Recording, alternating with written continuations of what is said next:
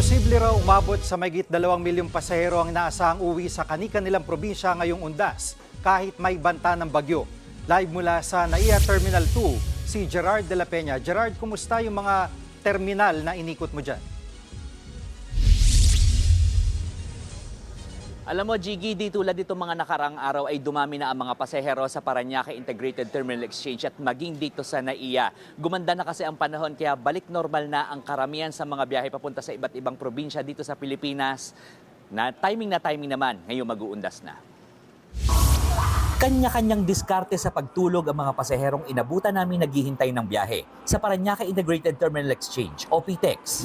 Ilang araw kanselado ang mga biyahe ng bus dahil sa bagyong Christine. Pero ngayong araw, balik normal na ang biyahe pauwi sa mga probinsya, tiyempo sa parating na undas. Ayon sa pamunuan ng PTEX, posibleng umabot sa mahigit 2 milyon ang babiyahe sa terminal ngayong undas dahil sasabay sa mga uuwi ang mga stranded noong bagyo. Gaya na lang ng bakasyonistang si Jewel na ngayon palang makakauwi sa Bicol. 8 araw silang stranded sa Baguio. 25 sana bababa na kami and then nabalitaan namin na meron ngayong bagyo. Na-postpone yung pagbaba. Mahirap kasi yung family namin nandun sa Bicol eh.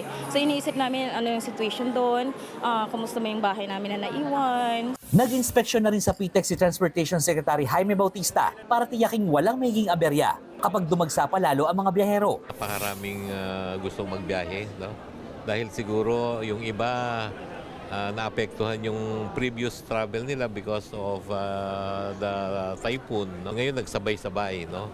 And isa to sa mga naging challenge, one of the challenges natin itong sabay-sabay na biyahe. No? Isinailalim din sa drug test ang mga bus driver sa PTEX. 2 sa kanila ang nagpositibo. Tatawagin ko kagad yun bukas, yung mga may-ari ng bus company na yun, pagpapaliwanagin. And then, siguro bibigyan mo na ng warning, but next time around, may 30-day suspension na yung practice nila. Bukod sa PTEX, dumiretso rin sa Ninoy Aquino International Airport si Secretary Bautista para mag-inspeksyon kanina. Yun nga lang, hindi pinasama ng private consortium na nag-ooperate sa paliparan ang mga taga-media.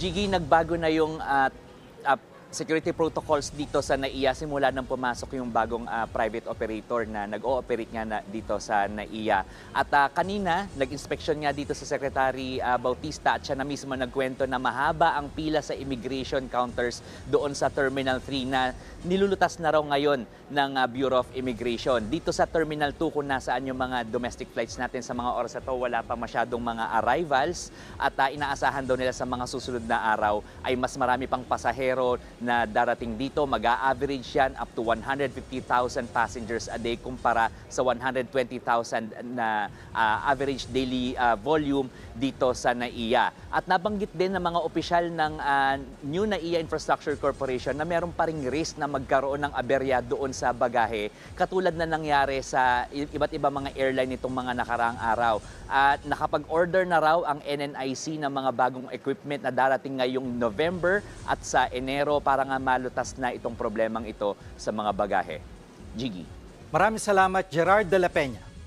Mga kapatid, Jiggy Manikad po, iba na ang may alam at may pakialam sa panahon ngayon. Para sa konkreto, kumpleto at komprehensibong balitaan sa Frontline, mag-follow at mag-subscribe sa social media pages ng News 5.